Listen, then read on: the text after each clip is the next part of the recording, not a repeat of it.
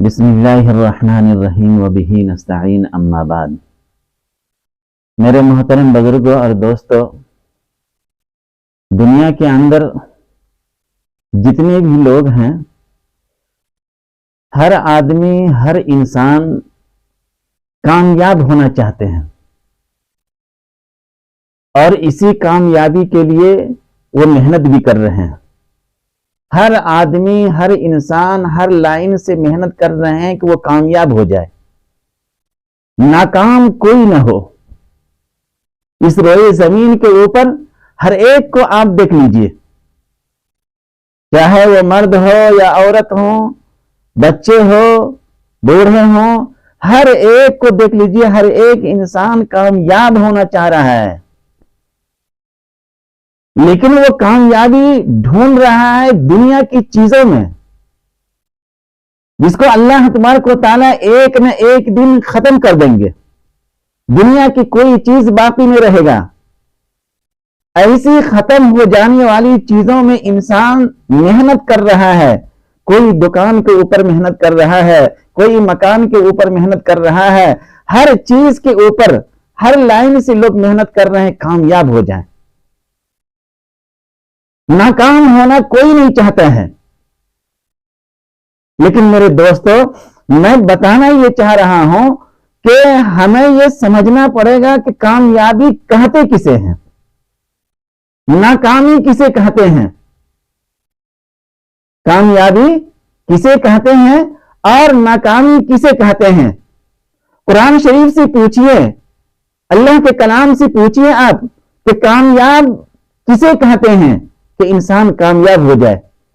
سرکار دو عالم صلی اللہ علیہ وسلم کی ایک ایک سنت سے پوچھئے، کامیاب کسے کہتے ہیں، ناکام کسے کہتے ہیں۔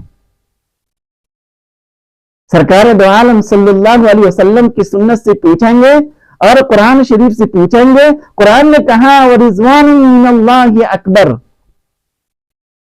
اللہ کا راضی ہو جانا یہ کامیابی ہے، کہ اللہ ہم سے راضی ہے۔ اللہ کا ناراض ہو جانا یہ ناکامی ہے، اس کے طرف انسان کا دھیان ہی نہیں ہے۔ قرآن کا ہے رضوان من اللہ اکبر، اللہ کا راضی ہو جانا یہ کامیابی ہے، دنیا کے اندر بھی آخرت کے اندر بھی۔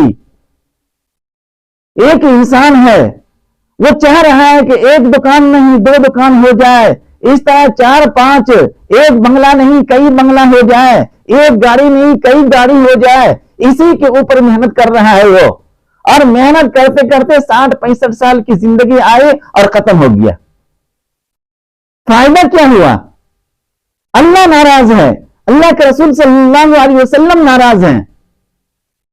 میرے دوستو، قرآن سے معلوم ہو رہا ہے ذالک هو الفوز العظیم، سب سے بڑی کامیابی یہ ہے کہ اللہ ہم سے راضی ہے۔ اللہ کا ناراض ہونا یہ ناکامی ہے۔ ایک انسان کے پاس سب کچھ ہے، ساری چیزیں ہیں، یہاں تک کہ وہ پوری دنیا کا بادشاہ بن جائے، اس کے باوجود وہ ناکام ہے، کامیاب نہیں ہے، کیونکہ اللہ اس سے راضی نہیں ہے۔ سرکار دو عالم صلی اللہ علیہ وسلم اس سے ناراض ہیں۔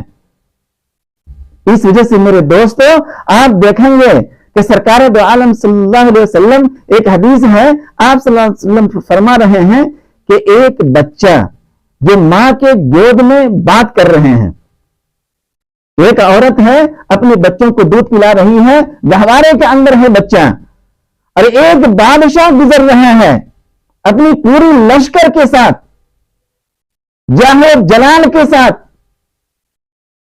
سرکار دو عالم صلی اللہ علیہ وسلم فرما رہی ہیں کہ وہ بچہ، اس بچے کی ماں یہ کہہ رہی ہے کہ اے اللہ، میرے بچے کو ایسے ہی بنا دیجئے تاکہ وہ کامیاب ہو جائے۔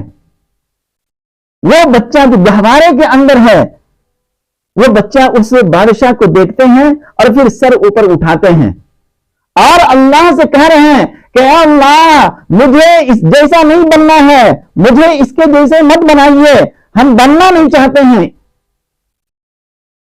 اور تھوڑی دیر کے بعد وہاں سے ایک عورت گزر رہی ہے اور تمام لوگ اس عورت کو مار رہے ہیں، پیٹ رہے ہیں، ظلم و ستم کر رہے ہیں، کوئی بال پکڑ کر کے کھینچ رہے ہیں اور ہر طرح کی الزام لگا رہے ہیں اس کے اوپر، ذلیل اور رسوا کر رہے ہیں اس عورت کو۔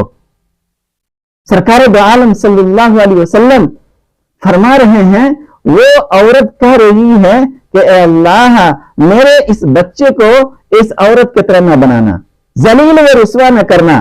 وہ بچہ اس عورت کو دیکھتے ہیں اور پھر آسمان کی طرف سر اٹھاتے ہیں اور کہتے ہیں کہ اللہ مجھے ایسے ہی بننا ہے۔ اور اس کے بعد وہ بچہ اپنی ماں سے بات کر رہا ہے اور کہہ رہا ہے کہ اماں، میری ماں، آپ یہ سمجھ لیجئے کہ وہ جو بادشاہ گزر رہا تھا پورے لشکر کے ساتھ، وہ بادشاہ کو اللہ نے بادشاہ بنایا لیکن اللہ اس سے ناراض ہے،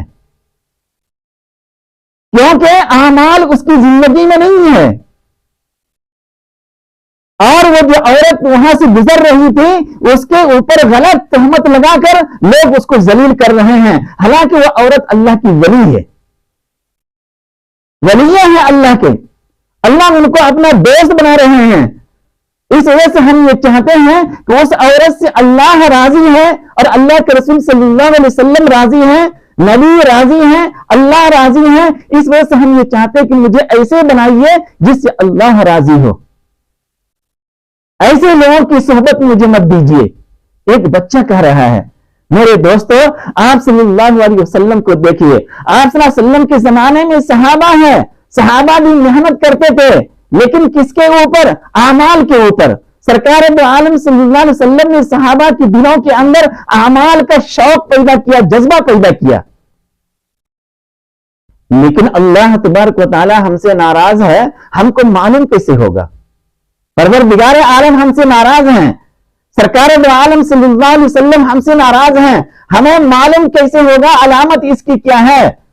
علماء کرام یہ فرماتے ہیں کہ اللہ تبارک و تعالیٰ کی ناراضگی کی علامت یہ ہے کہ جب اللہ تبارک و تعالیٰ ناراض ہوتے ہیں تو بندوں سے اعمال کی توفیق چھین لیتے ہیں۔ بعض علماء کرام نے فرمایا کہ اللہ تبارک و تعالیٰ ناراض ہو جائے تو روٹی نہیں چھینتے ہیں، مکان اور کپڑے نہیں چھینتے ہیں، بلکہ سجدے کی توفیق چھین لیتے ہیں۔ یہ ہے اللہ تبارک و تعالیٰ کی ناراضگی کی علامت۔ آج پوری دنیا کے اندر مسلمان دیکھنے کی کوشش کریں کہ اللہ ہم سے راضی ہے یا اللہ ہم سے ناراض ہے۔ اگر اللہ تبارک و تعالیٰ کی ذات ہم سے ناراض ہے، دنیا اور آخرت دونوں جگہ وہ ناکام ہے، اور اگر اللہ اور اللہ کے رسول صلی اللہ علیہ وسلم ہم سے راضی ہے، ہم دنیا میں بھی کامیاب ہیں اور آخرت کے اندر بھی کامیاب ہوں گے۔ سرکار دو عالم صلی اللہ علیہ وسلم حوض کوثر کے اوپر اپنے دستے مبارک سے حوض کوثر پلائیں گے۔ سرکار دو عالم صلی اللہ علیہ وسلم مسجد نبوی کے اندر تشریف فرما ہے اور کبار صحابہ وہاں پہ موجود ہیں، بڑے بڑے صحابہ، اور سرکار دو عالم صلی اللہ علیہ وسلم نے ارشاد فرمایا کہ تم میں سے آج روزے سے کون ہے؟ آپ صلی اللہ علیہ وسلم صحابہ سے پوچھ رہے ہیں۔ حضرت ابو بکر صدیق رضی اللہ تعالی عنہ کھڑے ہو گئے اور فرمایا حضور میں روزے سے ہوں، اور بیٹھ گئے۔ سرکار دو عالم صلی اللہ علیہ وسلم نے فرمایا کہ آج مسکین کو کھانا کس نے کھلایا ہے؟ حضرت ابو بکر صدیق رضی اللہ تعالی عنہ کھڑے ہو گئے اور فرمایا اللہ کے رسول صلی اللہ علیہ وسلم میں ایک مسکین کو کھانا کھلا کر کے آ رہا ہوں۔ سرکار دو عالم صلی اللہ علیہ وسلم نے فرمایا کہ آج بیمار کی عادت کس نے کی؟ بیمار کی مزاج کرسی کس نے کی؟ دیکھ بھال کس نے کی؟ حضرت ابو بکر صدیق رضی اللہ تعالیٰ عنہ کھڑے ہو گئے اور فرمایا اللہ کے رسول صلی اللہ علیہ وسلم ہم نے عادت کی، ایک مریض کو دیکھ کر کے میں آ رہا ہوں۔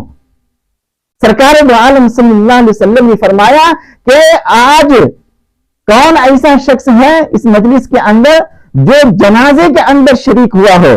حضرت ابو بکر صدیق رضی اللہ تعالیٰ عنہ کھڑے ہو گئے اور فرمایا اللہ کے رسول صلی اللہ علیہ وسلم ہم ایک جنازے سے شرکت ہو کر کے آ رہے ہیں۔ سرکار دو عالم صلی اللہ علیہ وسلم نے فرمایا اس ذات کی قسم جس کے قبضے میں محمد کی جان ہے، اگر یہ اعمال کسی کے اندر جمع ہو جائے تو وہ موت کے بعد سیدھا جنت میں چلا جائے گا۔ کتنی بڑی دولت ہے! یہ کب ہوگا؟ جب ہم اعمال کے اوپر کھڑے ہوں گے۔ آج لوگ مسجد جانا نہیں چاہ رہے ہیں، جبکہ مسجد جانے کی کتنی فضیلت ہے۔ پہلے اس صف میں بیٹھنے کی کوشش نہیں کرتے ہیں کیونکہ ہم پہلے جاتے ہی نہیں ہیں، اذان ہو رہی ہے اور ہمیں کوئی فکر ہی نہیں ہے، جبکہ سرکار دو عالم صلی اللہ علیہ وسلم نے اعمال کا شوق صحابہ کرام کے اندر پیدا فرمایا۔